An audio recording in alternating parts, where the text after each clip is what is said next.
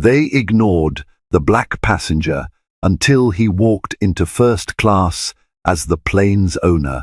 There he was, standing at the gate in his jeans and worn sneakers, completely invisible to everyone around him. Ignored by the flight attendants, snubbed by fellow passengers, he felt the weight of their presumptions pressing down on him like a familiar, unwanted blanket.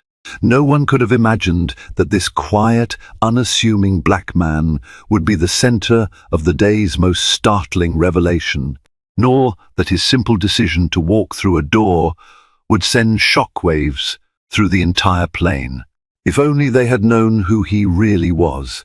If only they had known that he owned the very aircraft they so brazenly overlooked him on. Xavier Landon had never gotten used to people's reactions, though they seldom surprised him anymore.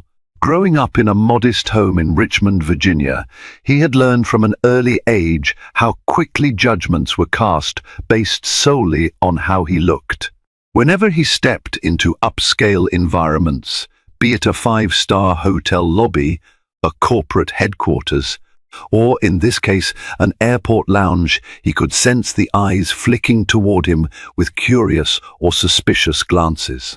He had built a thriving real estate empire in his mid-30s, investing in properties across the globe, and recently he had taken another bold step, purchasing a private aircraft through a holding company. But to the outside world, he was just another tall, lean, dark-skinned man in casual clothes. And as he approached Gate 24 in the sprawling John F. Kennedy International Airport, his secret still very much belonged to him. He noted the plane, a gleaming new Boeing 787 Dreamliner, at the gate. In truth, it was no ordinary Boeing 787. It was a lightly customized version intended for private usage, reconfigured with first-class comforts beyond even premium commercial standards. Xavier had formed a partnership with a luxury charter group to generate additional revenue when he wasn't using the aircraft. That arrangement allowed first-class tickets to be sold to select customers who wanted a lavish experience without necessarily chartering the whole plane. Today's flight from New York to London was half full with such premium passengers, most of whom had no idea that their first-class seats were part of an arrangement that the quiet man at the gate had orchestrated. The terminal waiting area buzzed with the typical chaos of an international flight. Families clung to passports, rummaging to find boarding passes. Business travelers in suits tapped away at their laptops. Flight attendants ambled to and fro, guiding passengers and exchanging polite nods. Yet, amidst this hustle, no one seemed to notice Xavier leaning against a column, scanning the crowd for a familiar face, his childhood friend and now business partner, Camilla Carter, who was joining him on this trip to London for a series of real estate negotiations. He looked at his phone. A single text from Camilla read, "Running late. Long line at security." That was all he needed to know. He sighed, mentally recalculating the timeline. The plane wasn't scheduled to depart for another hour, so she'd be safe if she hurried. While waiting, Xavier watched a middle-aged white man in a crisp navy suit, a passenger who seemed to assume an air of entitlement the moment he arrived at the gate. The man placed his suitcase right in the middle of the corridor, blocking others without a second thought. He spoke loudly, bragging about his business success to anyone forced to endure earshot. An embroidered name on his leather bag identified him as K. Murray.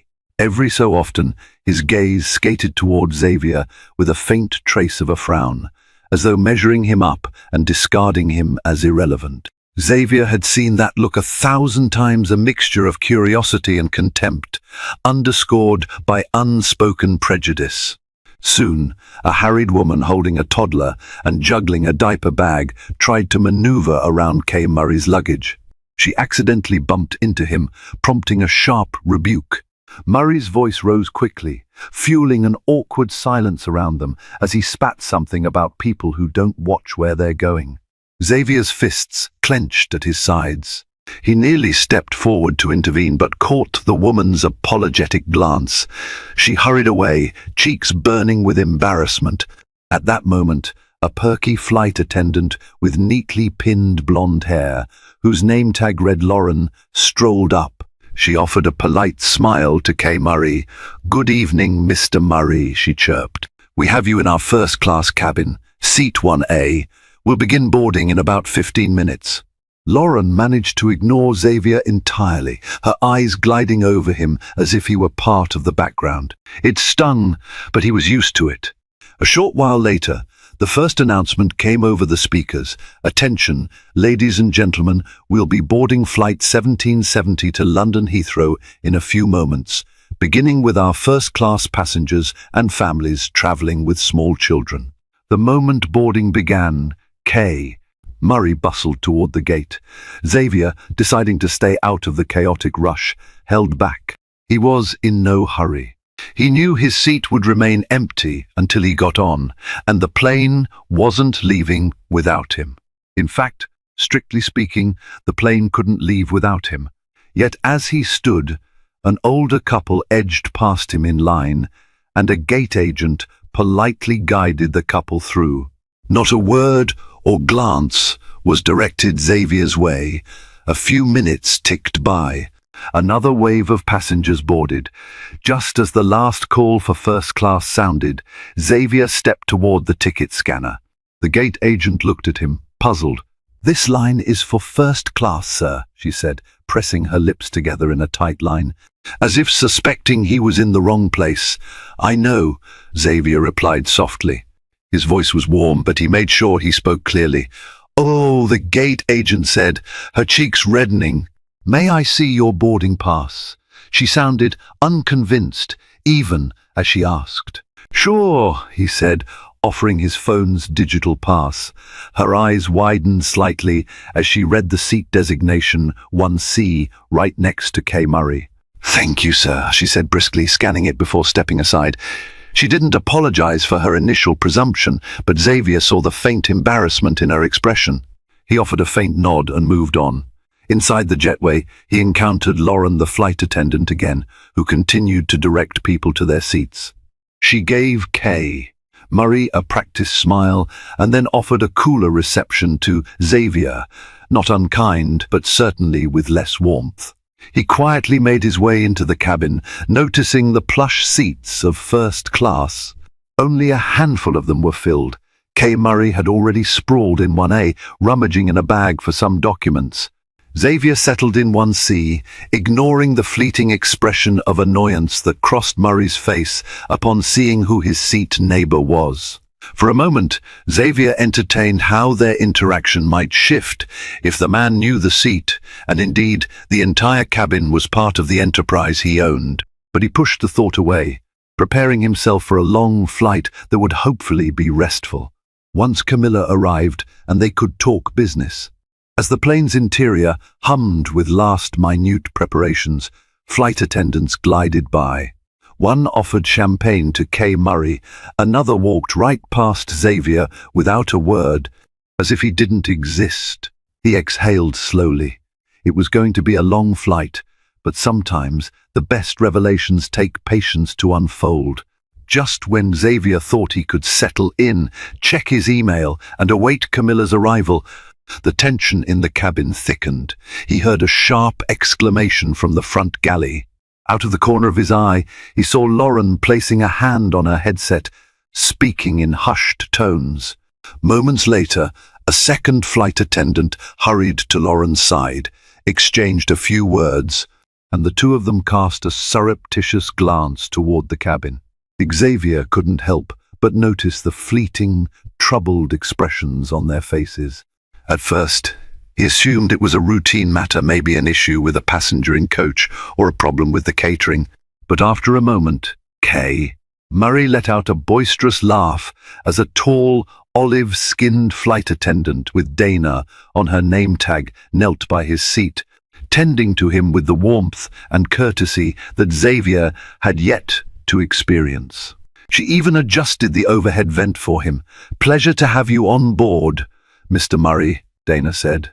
"If there's anything we can do to make your flight more comfortable, don't hesitate to ask." Murray nodded, swirling the champagne in his flute. "Glad to be here, hoping to relax. Long day of business behind me, and more to come in London. It's crucial I arrive rested." Dana straightened. "We'll do our best, sir." She smiled again, then turned and caught sight of Xavier, offering him a polite greeting at last. "Sir, would you like a drink?" Xavier nodded. "Sparkling water, please." She disappeared for a moment, then returned with a chilled bottle of Perrier. As she handed it over, he thanked her, and she offered a quick smile. In her eyes, he did not sense the same aloof distance he had felt from Lauren. Perhaps it was just his imagination, but Dana seemed more genuinely willing to treat him like a first-class customer. As she turned to leave, she said softly, "We'll be taking off soon. If you need anything at all, let me know." Before Xavier could respond, a commotion in the aisle drew everyone's attention. Camilla Carter, 20 minutes late, hair slightly disheveled, had finally boarded, wrestling a carry-on and an oversized handbag. She spotted him and maneuvered her way to his seat. "Xavier," she called, relief flooding her features. "I'm so sorry. TSA took forever. Then my bag got flagged for an extra check because I forgot to take out that expensive lotion set. You'd think after all our travels I'd remember the rules." She paused, noticing Kay Murray in 1A, who had turned to glare at her as she blocked part of the aisle. "Oh, hello," she added politely.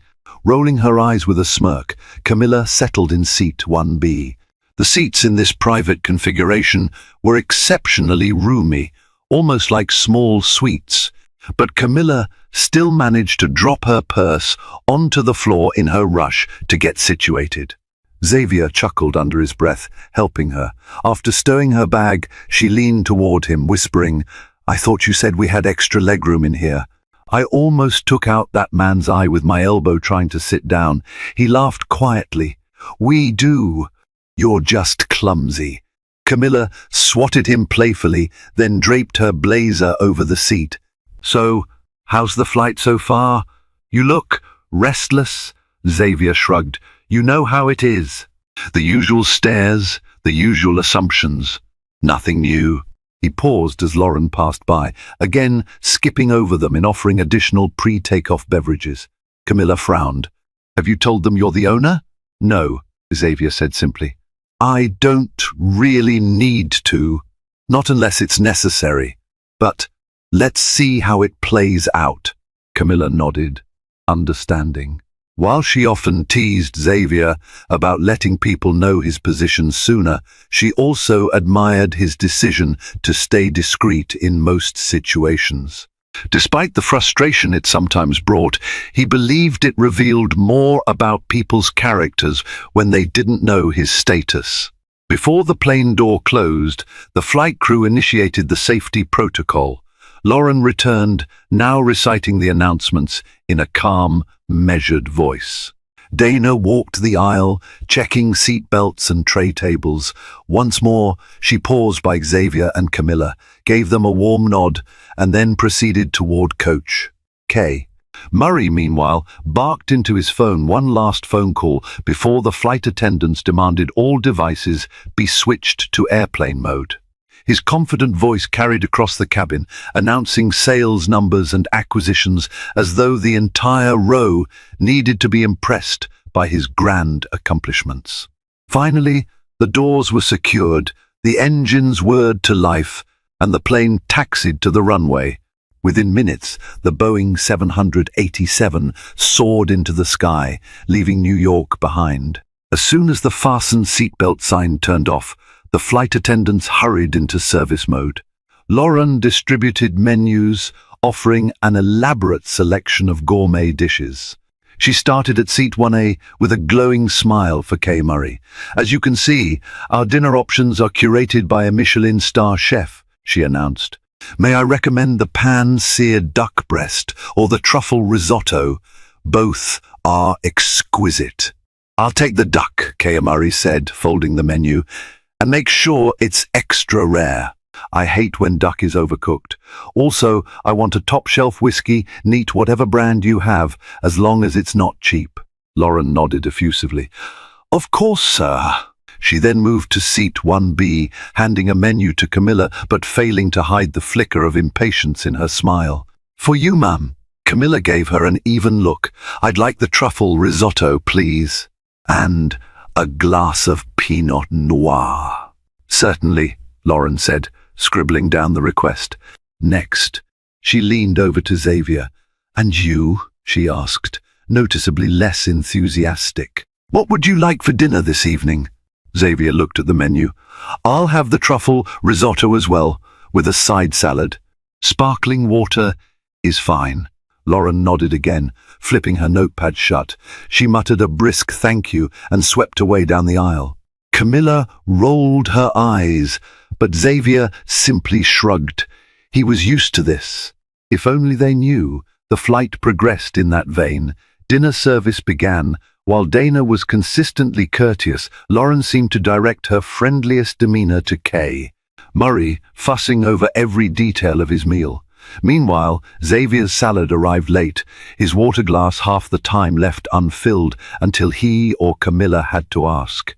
The difference in treatment was glaring, but none of the other first-class passengers appeared to notice or care. Either they were too preoccupied, or they didn't think anything was amiss. As the cabin lights dimmed post-meal, Camilla leaned toward Xavier.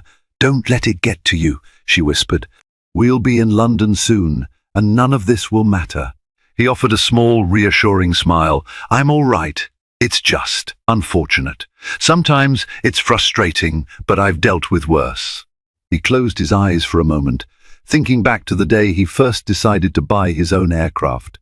After an especially humiliating incident years ago in a corporate jet lounge, he'd told himself that if he ever had the means, he would create an alternative, an option, where he and others who traveled with him could feel at ease, free from judgments and prejudice. Partnering with a luxury charter group was his compromise between practicality and extravagance. But moments like these reminded him that prejudice lingered in the air, no matter how plush the seats. As he tried to drift into a nap, the plane jolted. A bout of turbulence forced the flight attendants to cease service for a while. The shutters shook, overhead bins rattled, and seatbelts had to be re-fastened.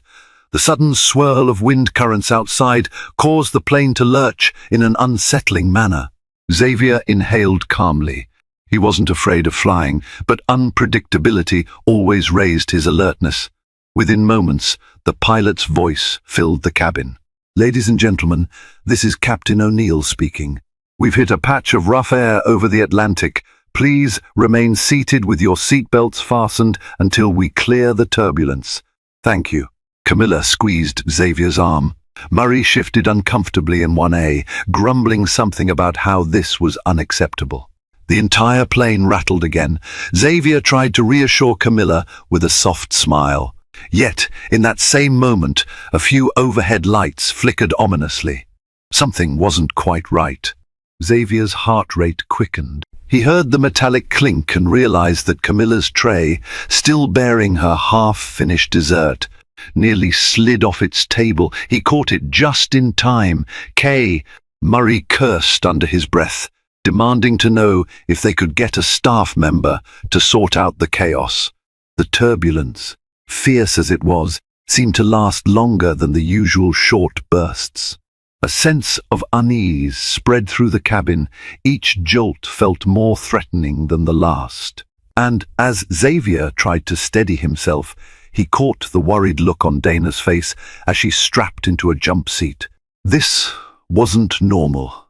Something else was happening beyond the usual bumpy flight. The plane dipped once more, and an audible gasp rose from several passengers.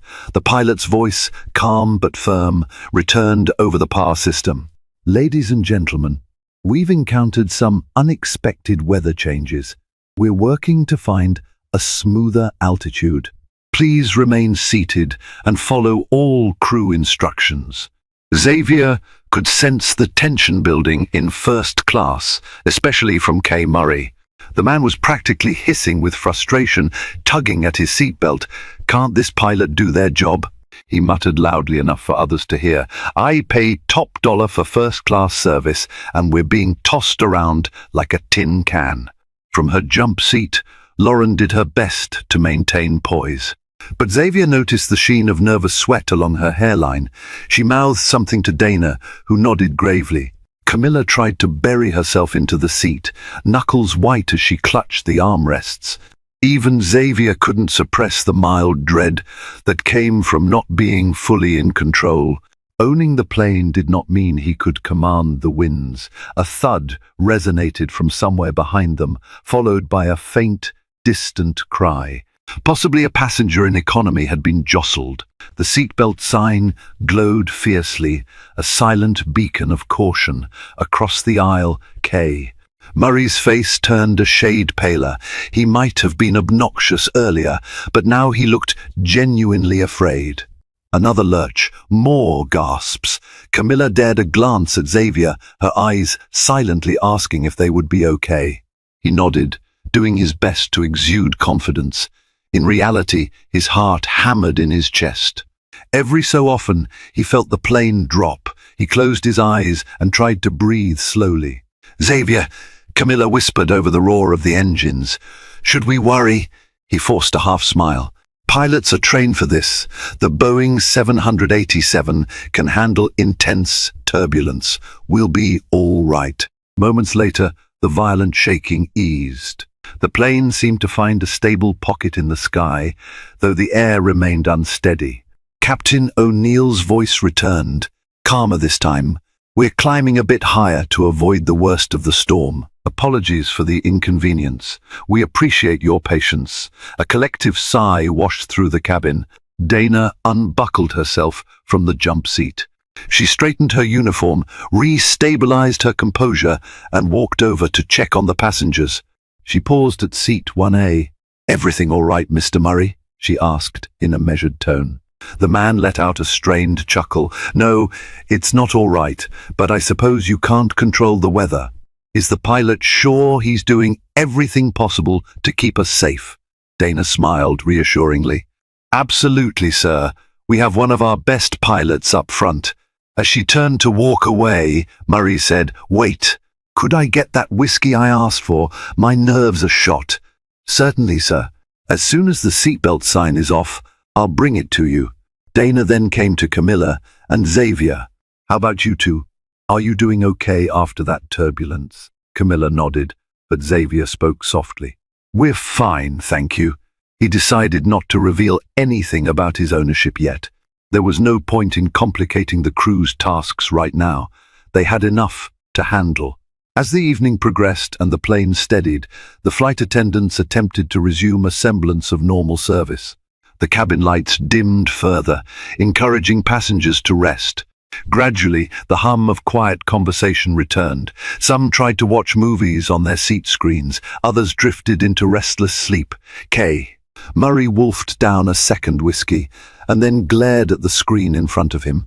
Apparently dissatisfied with the in-flight entertainment, around 2 hours into the flight, the cabin was hushed. Even the staff members moved quietly, trying not to disturb sleeping passengers.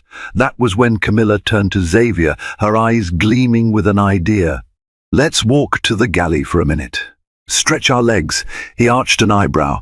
"All right, but we should be discreet." Together, they rose and made their way to the forward galley. Lauren, who was still on duty, looked up. At first, she seemed poised to tell them to return to their seats, but the seatbelt sign was off and the turbulence had calmed. So, instead, she plastered a professional smile on her face and asked if they needed anything. "We were hoping for some coffee or tea," Camilla replied sweetly. Lauren managed a quick nod. "Sure, we have freshly brewed coffee, cream and sugar, or black." Camilla ordered a latte if possible, Lauren complied. Xavier requested a simple black coffee. Meanwhile, Dana was at the rear of first class, checking the overhead compartments. As Lauren prepared their drinks, the interphone rang a call from the cockpit. She answered, "Yes, Captain. Understood." Her voice betrayed a hint of anxiety. She hung up and flashed a tight smile at Xavier and Camilla. "We'll have a bit more turbulence soon. Nothing to worry about, but please be cautious moving around the cabin." Camilla frowned. "Is the storm still following us?" Lauren shrugged. "It happens sometimes. These Atlantic weather patterns can be unpredictable." Xavier nodded. "We'll head back to our seats in a moment. Thank you for the coffee." He and Camilla sipped the hot beverages in quick silence before returning to their row. On the way back, he passed by Kay. Murray, who seemed half asleep, still in an upright position with the overhead light shining on some documents. The man stirred as they slipped by, offering a cursory glance. Once settled again, Camilla took the seat at 1B, while Xavier placed his coffee on the side table next to 1C. "We'll be all right," he repeated, more for himself than her. She nodded, stifling a yawn. "I might try to sleep. We have a busy day once we arrive in London." He gently patted her shoulder. "Go ahead. I'll probably review some contracts. I want to be sure we're ready for the meeting with the Farnbridge Estate Group." Camilla nodded wearily. She reclined her seat slightly and soon drifted off.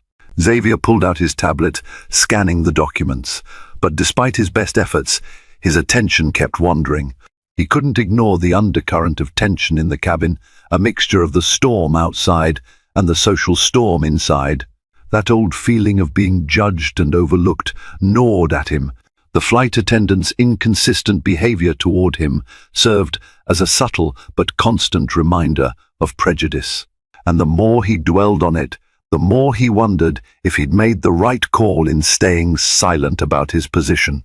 After all, this was his plane. He had a crew that answered indirectly to him. The charter company handled all the day-to-day logistics, including flight crew contracts, cabin personnel, catering, and more.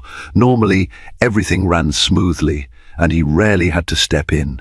But in this instance, he saw how staff attitudes could vary drastically, and for reasons that had nothing to do with passenger comfort or safety. Part of him wanted to yank aside those who were ignoring him and give them a quiet lesson in humility. Another part of him wanted to remain invisible, to let them show their true colors before he said anything. A soft beep alerted him to an incoming text. It was from one of his business associates in London, confirming arrangements for tomorrow's meeting. Xavier typed a quick reply, ensuring everything was set. Then he tried to bury himself in contract details, ignoring the occasional turbulence that rocked the plane. Hours passed in this uneasy lull. Eventually, soft light began to bloom beyond the plane's windows early morning, creeping in as they soared closer to the UK. Breakfast service would begin soon. Flight attendants would once again roam the aisles. And with the final stretch of the journey ahead, Xavier sensed that the tensions left unresolved from the night would find a way to resurface. Little did he know, a storm far greater than any weather system was looming on the horizon, a storm that would escalate into a confrontation. No one in first class would soon forget. Morning light glinted off the Boeing 787-787's sleek wing as the plane cruised high above the Atlantic, inching closer to the British Isles. The atmosphere in first class felt marginally calmer, but Xavier remained on edge, not quite able to shake off the prior night's turbulence, both literal and metaphorical. Camilla stirred from her slumber just as Lauren arrived, carting a tray of breakfast pastries and fresh juice. Without a word, Lauren presented Camilla with options, skipping the courtesy of describing them in detail. Meanwhile, she glanced at Xavier's seat, her face momentarily uncertain, before deciding to offer him a choice as well. "I have croissants, fruit salad, and yogurt," she said, averting her gaze slightly. "Would you like some?" Xavier nodded. "A croissant and some yogurt, please." She passed them along, and he gave a polite thank you. She mumbled a barely audible "You're welcome" before moving on to Kay Murray, where she once again brightened considerably. Xavier watched the transformation, his expression mild but analytical. Camilla noticed, too, pursing her lips in annoyance. "For heaven's sake," she whispered when Lauren was out of earshot. "Is she allergic to courtesy when it comes to us?" Xavier exhaled, picking at the croissant. "Some people have it ingrained. Maybe it's not about race alone, but it's definitely part of it. She might be a little star-struck by the more obviously wealthy or alpha-looking passengers." Camilla eyed Kay Murray, who was reading a financial newspaper and sipping orange juice. "Or maybe she just recognizes people who wear their wealth on their sleeve." Xavier shrugged. "We don't need to be recognized like that. We have nothing to prove. We'll be in London soon." But as soon as he said it, the plane gave a small shudder. Another wave of mild turbulence rolled through. This time, it was nothing compared to the previous night, and the seatbelt sign didn't even light up. Still, it was enough to jostle a few cups and remind everyone that the oceanic crossing wasn't over yet. Once the plane steadied, Camilla turned to Xavier, curiosity shining in her gaze. "Do you remember that time in college when you told me you'd one day own your own jet?" Xavier laughed softly, though his heart ached with nostalgia. "I was just a cocky freshman at Howard University, bragging because some kid from a wealthy background made fun of my thrift store luggage. It was a knee-jerk boast. I never really thought I'd do it. But life has a funny way of pushing us in new directions." Camilla nodded, a fond smile crossing her face. "It does. And now here you are owning a custom-configured Boeing 787. Not too shabby, Mr. Landon." He grinned. "You've been with me every step of the journey. You remember how it all began, flipping that first derelict property in a rundown neighborhood, turning it into viable housing, then scaling up little by little." She snorted in amusement. "Little by little. That's an understatement. You were a shark from the moment you saw an opportunity. You realized that revitalizing neighborhoods wasn't just about making money. It was about giving back. It's what sets you apart from guys like that." She jerked her chin toward Kay Murray, who was now barking at Lauren for a fresh cup of coffee. Xavier nodded. "I wanted to prove that a black man from Richmond could do more than just scrape by. I wanted to prove it to myself, to my family, and to all the cynics. Owning a plane was never really about a flashy show of wealth. It's a means to an end, a tool in my business. But yeah, I'd be lying if I said I didn't feel a certain satisfaction in it." Camilla leaned her head against the plush seat. "Your father would be proud." Her words struck him with an emotional weight. He pictured his late father, an army veteran who taught him discipline and integrity. His father had always told him to stand tall in the face of prejudice, to prove his worth through actions, not words. The memory made him all the more determined to handle the situation with dignity. A gentle beep from the overhead panel signaled the final phase of breakfast service. Dana glided through the aisle, collecting empty trays. She paused to check on Xavier and Camilla. "How are you both doing? Everything to your liking?" Camilla smiled. "Yes, thank you. We appreciate your help. The breakfast was good." She intentionally spoke loud enough for Lauren, who was a few seats away, to hear. "I'm glad," Dana said warmly. "We'll be starting our initial descent into London in about 45 minutes, so if you need anything else, please let me know." "Actually," Xavier interjected, lowering his voice, "if you have a moment, I'd like a word in private. Nothing urgent, just something I'd like to discuss before we land." Dana's eyes flicked to Lauren, who was busy dealing with Kay Murray's demands. She hesitated, then nodded. "Sure. After I finish collecting these trays, I can meet you in the forward galley." Xavier thanked her, and she moved on. Camilla gave him a quizzical look. "You're going to tell her?" "I think it's time," he replied softly. "I want to have a direct conversation with the flight crew. We've had enough of this. Let's see what they say." True to her word, Dana appeared in the forward galley a short while later, when service had ended and the cabin lights were switched to the gentle glow for landing preparation. Xavier excused himself from his seat, murmured something to Camilla, and followed Dana. He noticed Lauren glance at them skeptically but thought nothing of it. In the galley, Dana stood with her hands folded. "Is everything all right, sir?" Xavier nodded, choosing his words carefully. "Yes and no. I've noticed some discrepancies in how passengers are being treated up here. I'm curious if this is standard procedure for your airline or if there's been some misunderstanding." He kept his tone polite yet firm. Dana blinked, her posture stiffening. "What do you mean, sir?" Xavier inhaled. "I mean, I notice you've been professional and kind, but your colleague, Lauren, has been less so, especially toward my friend and me. I realize it might be a stressful flight, and we had turbulence, but her attitude seems markedly different when dealing with other passengers." Dana's gaze flickered. "I'm sorry if you feel that way. Lauren is usually quite professional, though sometimes she gets flustered. We've had a challenging flight with the weather and some demanding passengers." Xavier studied her carefully, deciding how much to reveal. "I understand, but I want you to know something. I'm not just a random first-class passenger. My name is Xavier Landon. I'm the principal owner of the plane you're working on today." He said it gently, but a sense of gravity hung in the air.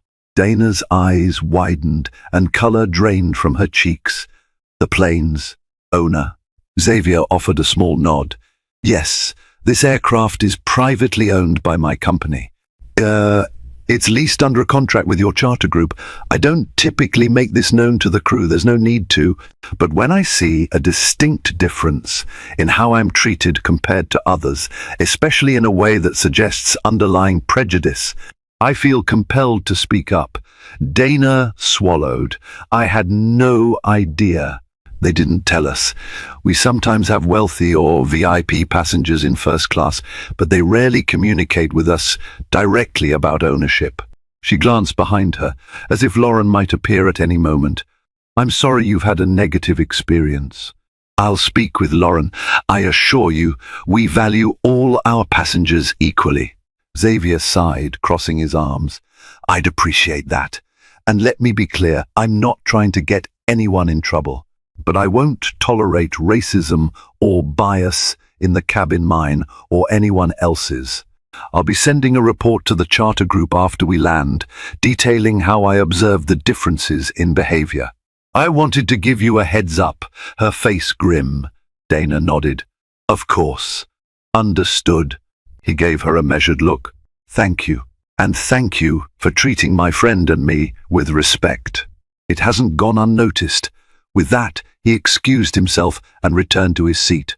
Although he maintained a calm exterior, inside he was bracing for the possible storm of repercussions that would follow.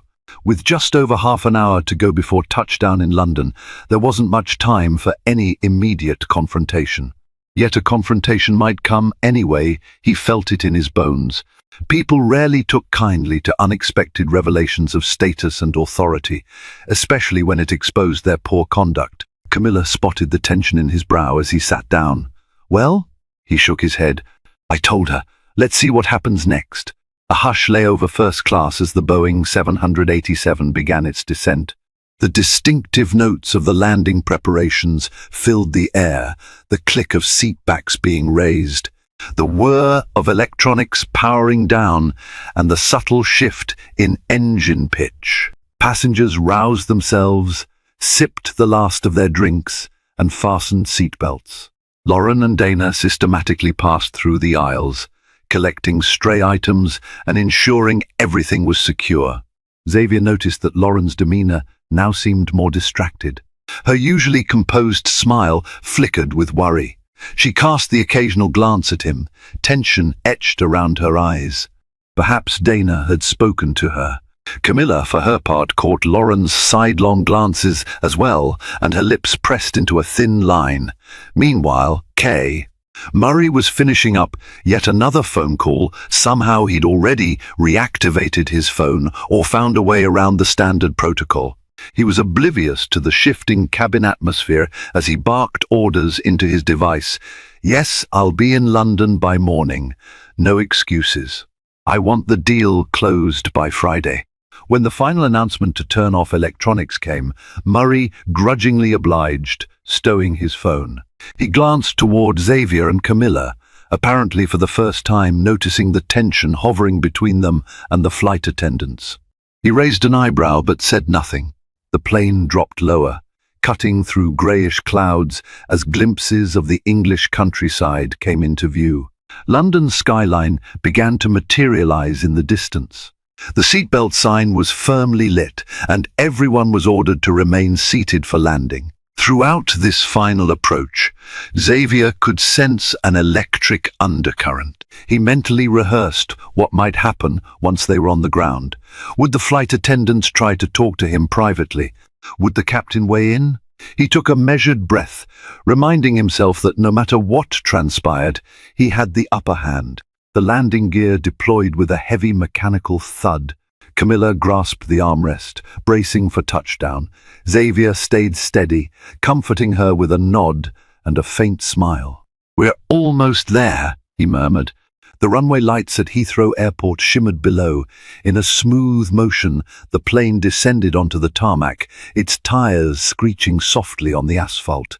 A wave of relief washed over the cabin. They had arrived.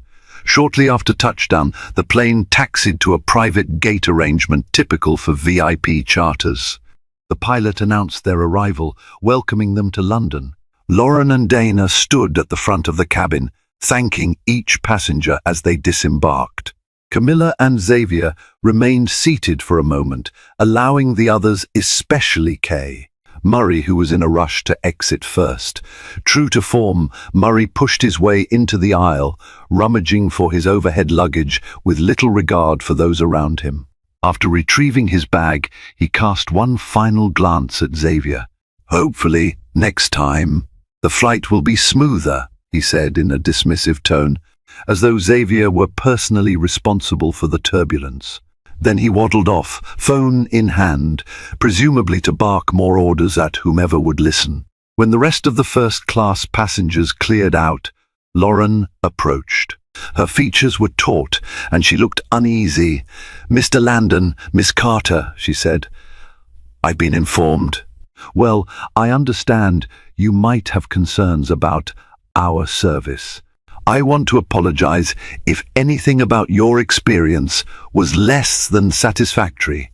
Xavier rose slowly, leveling a measured gaze at her. "Thank you for the apology. I appreciate it." He paused.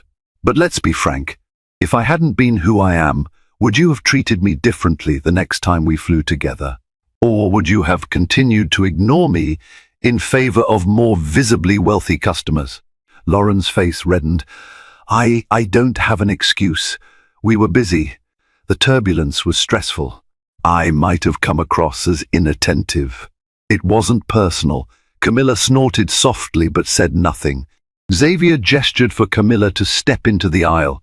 Busy or not, every passenger deserves respect, especially in first class.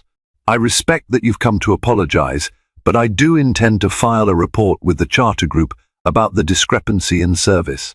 That's part of my responsibility as the plane's owner." Lauren's eyes widened with a flicker of panic. "I understand. I do hope that if you fly with us again, we can do better." "I'm truly sorry." Xavier nodded.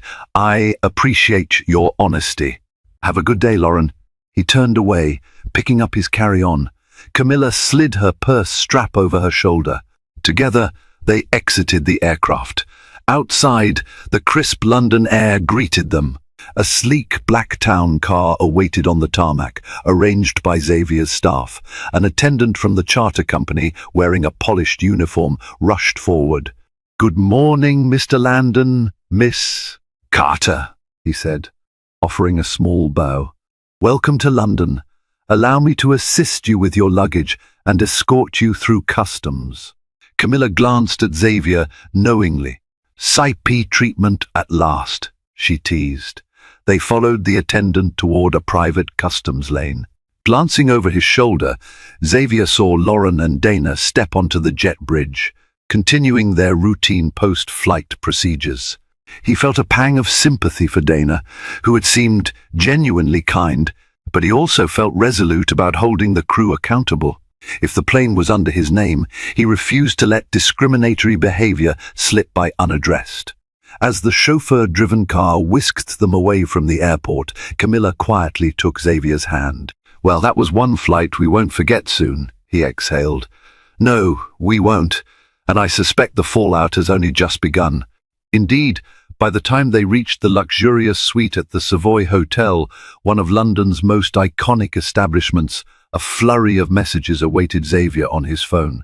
Some were from the charter group's management, explaining they'd received an immediate heads-up from the flight attendants. They wanted to schedule a call to discuss the incident. Others were from Dana, who had apparently gleaned Xavier's contact information from the flight manifest. She apologized again for her colleague's behavior and thanked him for addressing the issue privately. Camilla flopped onto the plush sofa in the suite's sitting room, kicking off her heels. "At least we made it in one piece. Now we can focus on the Farnbridge estate negotiations." Xavier took a seat beside her, phone in hand. "Yes, we'll handle that tomorrow. But I need to get on a call with the charter group soon to sort out the flight fiasco." She patted his shoulder gently. "You're a busy man, Mr. Plane Owner." He rolled his eyes playfully. "Don't remind me," she sobered. "Seriously, though, I'm proud of you, Xav. You handled the situation with grace. You could have humiliated that flight attendant in front of everyone, but you chose to have a private chat. That says a lot about you." He inhaled slowly. It was the right thing to do. "Let's hope the charter group sees it that way too, and make some changes." Camilla nodded, rising to pour them each a glass of water from the suite's complimentary bar. "We can't fix the world's prejudices in one go, but every step matters." He accepted the glass, a faint smile curving his lips. One step at a time. Less than 24 hours later, after a productive morning meeting with Farnbridge estate representatives, Xavier settled back into the plush conference room at the Savoy, phone pressed to his ear. On the other end of the line was Vivian Brathwaite, a high-level executive at the luxury charter group who oversaw flight operations and cabin crew management. "Landon," Vivian began in a conciliatory tone, "we've reviewed the incident report and spoken with the involved staff members. I want to personally apologize for your negative experience. The flight crew assigned to your aircraft was expected to adhere to our highest standards of service, and it's clear that didn't happen." Xavier remained composed. "Thank you, Miss Brathwaite. I'd like to know what steps are being taken to prevent something like this from happening again. My main concern is that staff are trained to treat all passengers equally, regardless of assumptions they might make about wealth, race, or any other factor." "Absolutely," Vivian replied promptly. "We take such matters very seriously. The attendant in question, Lauren, will be attending additional training, and we're reviewing our overall protocols. Discrimination, conscious or unconscious, is unacceptable within our organization. Rest assured, our leadership is implementing a thorough review to improve accountability and sensitivity training." Xavier nodded, though she couldn't see it. "That's good to hear. And Dana is not subject to any disciplinary action," Vivian reassured him. "From all accounts, she acted professionally and courteously. We're sorry that your overall flight experience was overshadowed by one individual's attitude." He paused, letting the sincerity of her words settle. "I appreciate that. Please keep me updated. In the meantime, I've looked over our contract. I have no intention of terminating it, but I do expect monthly updates on how you plan to improve diversity and inclusion training." Vivian agreed enthusiastically. "Consider it done. Again, our apologies, Mr. Landon. We value your business and will ensure a better experience next time. When the call ended, Xavier set his phone aside, releasing a silent exhale. Camilla, who had been seated across the table, arched an eyebrow. Well, that sounded promising. He nodded. Yes, they're taking it seriously. I can only hope they follow through. If they don't, I won't hesitate to switch providers. Good, she said. Now, how about we unwind? The Farnbridge deal is looking great, and we have a few hours before our dinner appointment. A smile tugged at the corner of his mouth. I like that plan. They left the conference room and went back to their suite. True to her word, Camilla insisted they take a break from business. So, they ventured out to explore a bit of London, the River Thames in the afternoon sunlight. A stroll through Covent Garden, a quick bite at a local cafe. Though the sour memory of the flight remained, it felt distant in the face of the city's bustling life. Little did they know, karmic ripples were moving through other channels, while Xavier was ensuring his concerns were heard by the charter group. Murray, the very same man who had displayed arrogance and scorn on the plane, was facing his own day of reckoning in a gleaming skyscraper across town. Murray had come to London to finalize a high-stakes business merger for his company, a chain of upscale department stores. But in the last meeting of the day, the prospective partners blindsided him with concerns about his financial solvency. Market data indicated that Murray's company was struggling more than he'd admitted. Pressed for clarification, Murray grew defensive and boastful, exactly as Xavier might have predicted. We are a multi-million-dollar corporation, he boomed, pacing around the boardroom. We have strong leadership. Our brand is known worldwide. We can weather any market shift. Yet the carefully collated graphs on the table told another story: shrinking market share, customer dissatisfaction, and a potential lawsuit over discriminatory hiring practices. The same arrogance he displayed on the flight, believing he was above scrutiny, had seeped into his business dealings, creating enemies and ignoring problems. By the end of that tense meeting, Murray's prospective partners withdrew, refusing to sign the merger contract. Murray stormed out, fuming, realizing the massive blow it would deal to his reputation and finances. And, as if cosmic justice had synchronized their timetables, a major industry publication released an expose just hours later, detailing alleged misconduct and mismanagement within Murray's company. He had soared high for years on a wave of grandstanding and intimidation, but it was all coming crashing down. While Murray's corporate empire stumbled, Xavier and Camilla toasted their successful Farnbridge agreement at a Michelin-starred restaurant near Hyde Park. Over the course of dinner, they discussed everything from future property expansions to philanthropic plans back home.